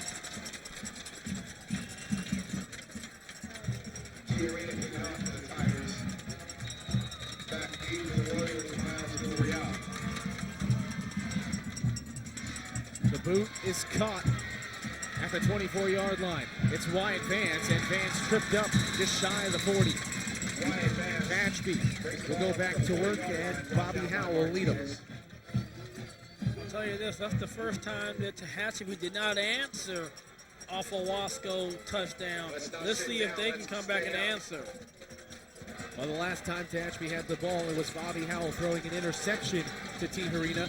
So let's just put it this way, Brian. Tehachapi has had the ball in the end zone 4 times tonight, 3 times for a touchdown, 1 for an interception that resulted in a touchback. 1st and 10 for the 40. Howell, hands off. Curiel still pumping his feet, and he gets 4 yards up to the 44.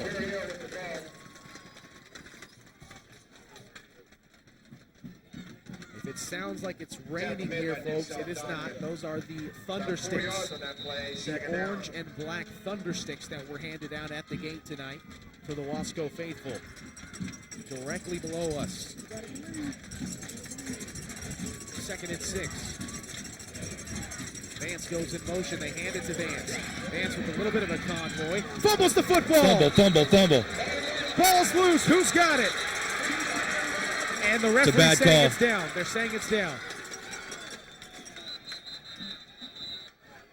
Have a better look at it here. See right there. Oh, no. Looks like that ball was out. That ball was out. I'm standing 5 feet away, fellas. Fumble. Well, you're exactly right, Vance. The replay just proved you to be right on that, so it was a fumble. Well, who recovered it? Did Wasco recover it? I mean, I know it's an irrelevant fact now, but that, just an unfortunate. You can see right here on the replay, he's going to jump over, and before his knee is going down, the ball's already out. And then he falls on the ground. I think a Wasco player squirts out right there, and then the Wasco player recovered it. 3rd and 1. Curiel on the handoff up the left side. Curiel breaks to the outside. And Curiel only needed one. Picked up 17. First down. You see right there, Curiel's going to do a good job of bouncing out on the sideline and uses his strength here to get an extra 5 or 6 yards. Vance, what are you seeing from the Tehachapi Warrior offensive line on this series? Well, they were in a tough spot right there on that 3rd and 1. They got away with a lucky call, and they exploded off the line here. Important series right now for both teams. They hand it off to Curiel once again. Curiel with the ball. And he picks up 3 yards. 2nd and 7, or actually he picked up 4 yards. It'll be 2nd and 6 with 9:20 left to go. Tehachapi driving. You know, I think that's why they were going for 2 points, Matt, because they go 2 points, the touchdown, extra point, like Vance was saying, but they got kicked at 1 point and they score the 6 points from the touchdown, puts you in the lead. Also, Brian, if you kick the extra point at that juncture, I'll explain that at the end of this play. It's 2nd and 6. Hand off to Vance, left side, trying around the corner. He pushes his blocker into the man, and he'll get up just about 2 yards shy of the first down. Now, if you kick the extra point, as you see on the replay, watch Vance just push his big blocker there. Get over there. If you kick the extra point at that juncture, you give yourself 19 points. Say Tehachapi scores and kicks the extra points, 21. Now you can win the game with a field goal later on as opposed to just tie it. That is neither here nor there, at least not yet. 3rd and 3. Another big 3rd down for this Warrior offense. They show blitz. They bring the blitz. Stuffed. Curiel stopped at the line of scrimmage. Stop short. There, got Acevedo in there. 3rd down. It's number 59, Erik Acevedo.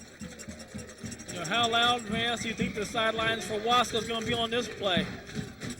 Well, it was the exact same blitz package they had on the 3rd down, just that Tehachapi picked it up. On the 2nd down, but Tehachapi picked it up, and Vance went outside for the long run. But it's kind of what it's all about here on Friday night. You're looking at a team like Wasco who has a crowd which is bulging at the seams. Tehachapi travels well always, but Matt, as you said, it's about an hour-and-a-half journey. But it wasn't like anybody was going to stay home and not make the trip. But I would venture to say this is one of the biggest plays in Wasco's last 20-year history.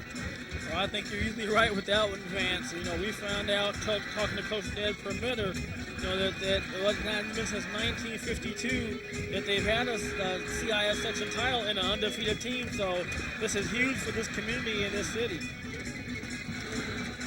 Vance, you got to tell me at the end of this play, just exactly how loud is it down there on that sideline with this Wasco crowd and the Wasco players going to be amped up for this 4th and 3. I mean, it almost seems like from here it would be like a college atmosphere, just with non-stop boisterous crowd noise right at your back. And let's see if Tehachapi tries the hard count here. Myself and Vance are in love with that hard count. Can you imagine if Denman goes to the air? 4th and 3. No hard count. They will go to the air. And it's caught by Curiel. And he's tripped up shy of the goal line. Vance Palm on the money. Well, here it is, the replay, and we'll just let Vance the Prophet take it over, Vance. Well, you figure Wasco defense expecting everything but the air. Coach Denman, 30 years here, thinks, just another play, fellas, just another play. A lot of time on the scoreboard. It's not as if there's 1 minute left in the game. Let's put it in the air. 8:12 left on the clock. They handoff up the middle to Wyatt Vance. And that was sniffed out, but no, it was Curiel, and he goes in. Touchdown, Warriors.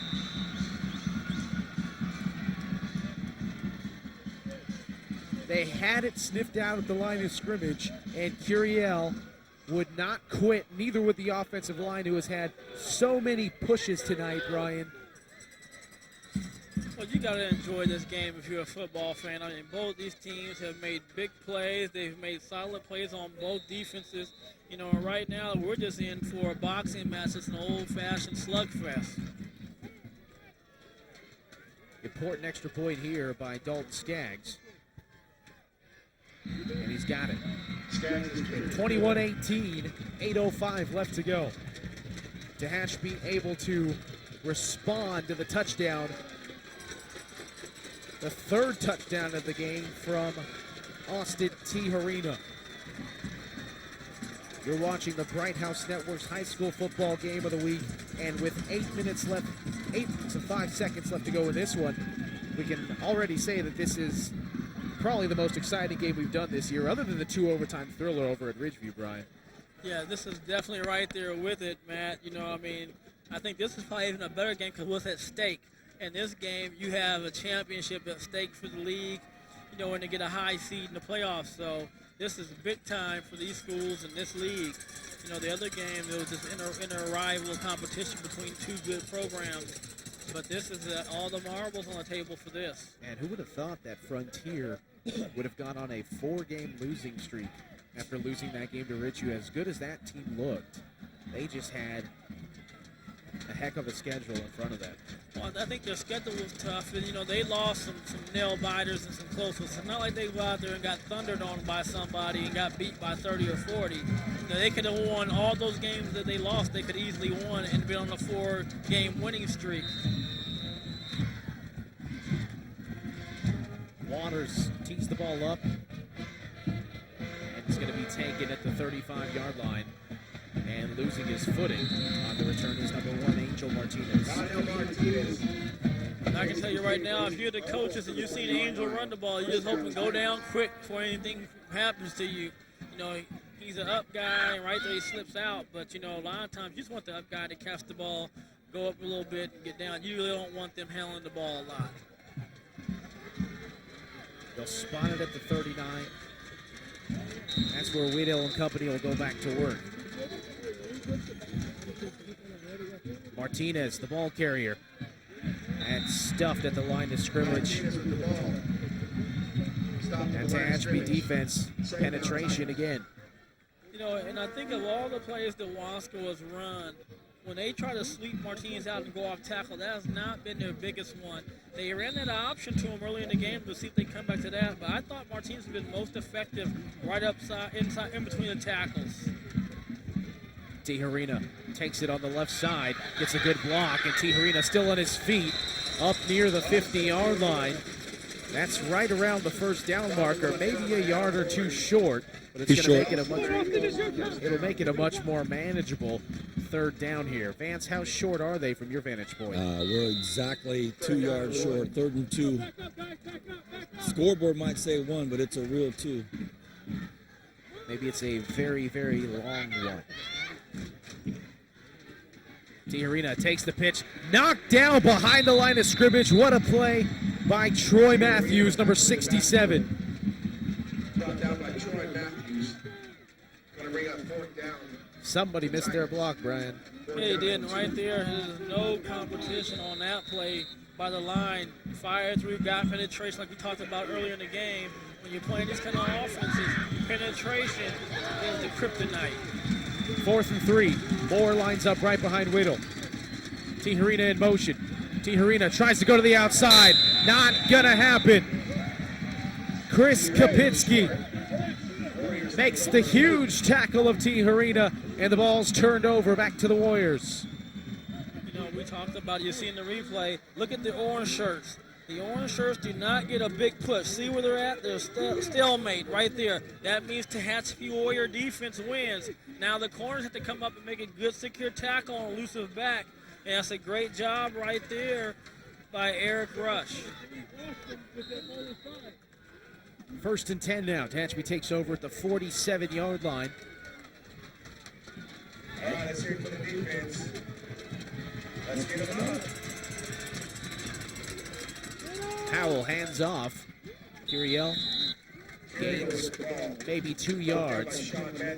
Vance to get quiet down there on that Wasco sideline. Yeah, fellas, any thoughts on not punting the ball there on a 4th and 3 midfield with 6:50 left? Well, Tehachapi had a punt earlier, Brian, and seemed okay, but that was after they had a lot of confusion and tried to do a hard count, couple timeouts. You know, I think both these coaches have been going for it quite a bit on 4th down. If they've been close to the center of midfield, and I think they trust their defense. Now Wasco's defense has to respond to Tehachapi's defense. Curiel breaks to the outside, loses his towel. Fumble on the play! They're putting them down. They're putting them down. And he's again ruled down. Oh, my goodness. That one, I think he was down. I agree with you on that, Vance. It's going to be 3rd down. I saw his knees hit the ground from here, and then the ball popped out. Yeah, but you on the guys will get a replay, better you're going to look. see. No, Vance, it may not have been. The angle we have is like the player stripped the ball before he went down. Oh, boy. That There's would 2 be big 2 in one calls. game. Two big calls for Wasco. The first one cost them a touchdown last series. Well, you want to win a championship and you go undefeated. Here you go from our replay another way. And you're going to see Martinez knock the ball away. Oh, boy. But it was kind of hard to see. 3rd and 1. Taken by Curiel. And he's going to muscle his way over the 30-yard line. Another big first down for the Warriors as the clock begins to tick. Yeah, and the clock is going to be coming into me. You see right there, just a quick hitter, nice straight up the middle. Good, strong run. And he just doesn't give up. And good job of Tehachapi wrapping up, because if he doesn't, he goes off and scores 6. 28-yard line. That's where they'll spot the ball. 1st and 10 for Bobby Howell, the junior, 6'1", $195. Well, Wasco's going to get 3 stops for sure. What do you think, fellas? Wasco needs the ball back. They do have 3 timeouts, Fumble, so Tehachapi has 1. There's and 1 help. Oh, boy. And we talk about it week in and week out, Brian and Vance, about shooting yourselves in the foot with either penalties or mishandled snaps, and you see a perfect example right there is a loss of 5. I spent most of the first half in between sidelines over on the Tehachapi sideline, and I'll tell you, there's just no high or low with a Steve Denman team. Just the emotions, the attitude, the machinations of this team, it's all just pretty much even keel, and that's what I'm seeing right here, right now. Less than 4 minutes to go. Just another walk in the park for these guys. Curiel, smoked, stuffed. That's number 58. Erik Acevedo, 59 rather. That'll be 3rd down. That's as strong tackle as you can get. Go ahead, Vance. Well, with 3.5 left, this is, it's not going to be a field goal. I don't see Coach Denman going for an overtime tie. So with 16 yards to go, they went to the air on a 4th and 3. I don't know here. I'll try to sneak in and listen to this defensive chat. Well, with the way that Tehachapi's defense has held this Wasco offense in check, other than those 3, keep in mind, those were big runs by Tehachapi. The second one, 2 of them were big runs. The other one was a 2-yard plunge into the end zone. I would trust my defense here if they're not able to pick up 16 yards on this 3rd down and punt it away. One thing we talked about, the one advantage that we said Tehachapi had was the passing game, and they exploited Wasco with some big pass plays to keep them honest against their running game. But Wasco's defense has done a great job against this run. You have to be careful of the pass, especially Lange. He likes to run those posts, and you don't want to give a big play at this point. Yeah, I wouldn't look for the blitz here. I would not look for any kind of special package. Cover 2, Brian, cover 2 deep. As they hand it off to Vance on the left side, Vance cuts it back, and he's smacked. Absolutely crushed by number 3, Isaiah Sharp. And you're going to see Sharp come up. But see, it starts here by the other guys holding on to him and giving Sharp that chance to finish it. 4th and 12 for the Warriors from the 30. And I think they're going to use up all of this play clock. But they only have one timeout left, so I'm not sure if they'd use it. Look for a hard count here as well to try to get some of that yardage back. They got to hurry up against the clock. They do. And they hand off to Vance on the left side. Vance Good cuts play it back. right there. What a defensive play by number 75, Almacar Valdez. It's a great job by Coach Mayo. He had it all dialed in on that timeout. He went through a process of a couple of options, a couple of possibilities, a couple of scenarios. And we got a dinged up big fella down here. He is dazed and confused. He's the one who made the tackle, Vance. That's Valdez. I believe they called him Tito. I think he got dazed by his own players, not on the excitement of jumping on them. He's down here at the training table as Wasco takes over 1st and 10. They hand it off Martinez up over the fallen offensive lineman. It's 2 yards. They got to have a little more urgency than what they have. There's 2:32 left. I mean, I know they're going to run the ball and not know really for passing. They showed some ability, but I think they have to get a little bit more quicker to the line. What do you think, Vance? Well, I'm down here with Tito, and I'm not quite sure he's ready to go, boys. I don't It's a know. fumble.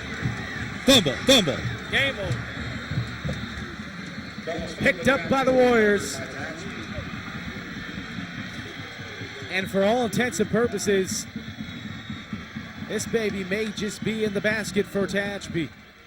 I mean, you're going to see right there just the hit from the back, and the ball's loose. Great penetration. You know, just didn't hold the block right there for the quarterback throw the pass, and it ended up being a sack with the ball being fumbled right before he's about to throw it. Nothing he can do about that. Will did the best he could. You know, that's a situation where they got to have better blocking in that situation.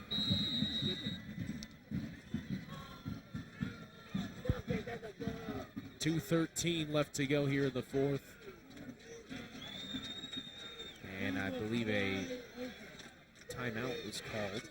Hey, fellas, we got a developing story over here. Tito is really loopy, and he's trying to struggle to get back out in the football field, and he's dazed and walking around, you know, pretty much falling over as we see him come over the scores table, and the head coach has said, get off the field. He has a seat right here. You got to be very careful with the concussions, you know, the way that we've seen how concussions can happen and what they can cause. And I mean, if Vance, if you're saying he's loopy, I mean, that's obviously the first thing you look to is possibly a head injury. Well, I was standing 2 feet away from him when they given him the exam, and the fumble took place while he was getting looked at. So he threw his helmet on and just kind of sideways walked out there. He is done. They are not going to let him get back out. Handoff, left side. And with the ball still on his feet, taking it up near the first down is Brian Castaneda. Haven't called his name a lot tonight, but he makes a big gain as a timeout going to be taken by Wasco. You know, if you're Wasco, you'd almost prefer for the first down to happen. You know, now with him not getting the first down, it's going to be 2nd and short, I think. And let's see what the measurement is. They're going to measure it all, but that's going to give you a chance now to run a few more plays if you don't even get the first down. It'll be 2nd and 1, it looks like. Around the 15-yard line is Wasco down to 1 timeout. This game has not disappointed tonight, I'll tell you that. And, you know, you talk about experience. Steve Denman, the Tehachapi squad is always loaded. They've been here before.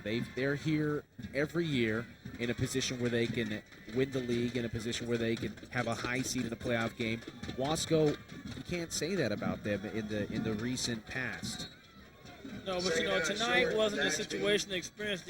They got a break on one play, the fumble, and then they made the play at the end right there after the turnover, getting the sack and causing that fumble. And you talk about special teams, how big now was that tip extra point? Very true. Curiel takes it, gets the first down, picks up 4 yards. Clock will stop, but then Curiel will with the ball. restart once Enough for a the Tehachapi chains are first put in down. position. Yeah, Brian, I mean, if that first extra point goes in, then there would be no reason to try for 2 on the other 2. Right. And it'd be a 21-21 game. Well, I'm down here on the sidelines, about 10 feet away from the quarterback for Wasco Waddell, and he is absolutely distraught, beside himself. Basically, tears about to well up. Tough scenario for him to deal with here with 1:42 left. You know, that's really the play of the game right there. You know, if we get a chance in one of these slow breaks again to see that sack, I mean, that was Delay just game. the game that sealed the play that sealed the game for Tehachapi. They get a delay game right there. He will get another chance. I guarantee you, Brian. This Wasco team will be in the playoffs. They will more than likely be a high seed. One blemish on your record isn't going to be the say-all, end-all. You know, they've gone up against a great team in Tehachapi as it's 1st and 15. They hand off to Curiel, who's going to try to do as best as he can of securing that football.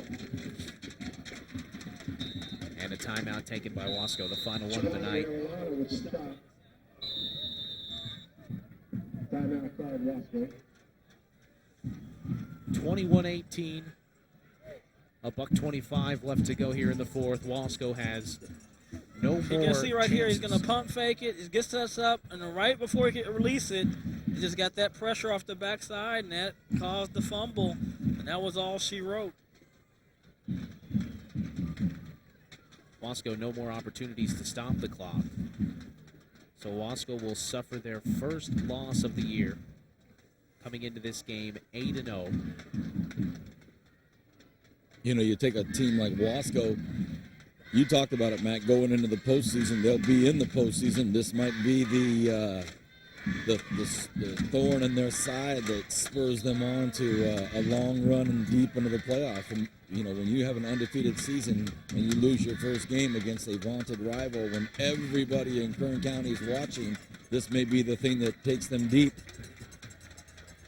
I definitely agree with you, Vance. I would not pick against them in the playoffs. They have the potential and the coaching and the players to make that run. Let's hear it for your defense. Let's go. Curiel takes it up the middle. With the ball. $1:20 left. Brought down about the 10-yard line. And I think we're going to have to play the numbers game again, Brian. Tackled by Nick Saldana. If they were to get this Bring ball up third back, down. they would have a very, very limited amount of time. I think that'd be under 20 seconds. At that juncture, you would have 6 guys playing 50 yards off the ball to try and stop Teharina from doing anything heroic, as you see the clock rolling down below 50 seconds now. 3rd and 8 from the 10. And another delay of game call. So that, with that delay of game call, the clock stops, and you put yourself 5 more yards in the hole. Coach Denman not happy. No, he wanted to get that ball snapped right at the 1 second, 2 second mark, or get a timeout himself. But I know he couldn't get it in time. But he's going to run it out and, get one more play. And if you're Wasco, this is not one of those ones you want to hold a guy up. You want to get him to the ground as fast as you can, and so that ball can get marked and the clock can get started. Well, it's going to go up the middle, I can guarantee you that. Curiel goes to the outside, then he Smart gets to the play. ground. Curiel with the ball. They'll be happy to take the delay of game now as it's 4th and 13. This clock's going to go more than likely under 15 seconds. Slid down to the line of scrimmage. Then what do you do at that Fourth down point? and 10. Well, I mean, you got to throw a Hail Mary, but if you can get a chance, there's already 23 seconds left. No, what do you do if you're Wasco- Tehachapi? Oh, Tehachapi? On this 4th down play. Depends on when you snap the ball. I mean, if you only have 2 seconds left, who cares at that point? They got to snap the ball, though. And the Wasco Tigers have nothing, fellas, to put their head down to be ashamed of. It was a great game they played and could have went either way. Hand off to Curiel. Still on his feet. And he goes into the end zone. Touchdown Tehachapi. It'll count. Your final score, 27-18. And that 9-point difference Don't let that fool you. The Wasco Tigers were in this one till the very end. Tehachapi pulls a huge win here on the vaunted grounds of Wasco High School. What a fun game to cover. For Brian Adams, for Vance Palm, I am Matt Alvarez. We'll see you next week on the Bright House Network's High School Football Game of the Week. Tehachapi wins 27-18.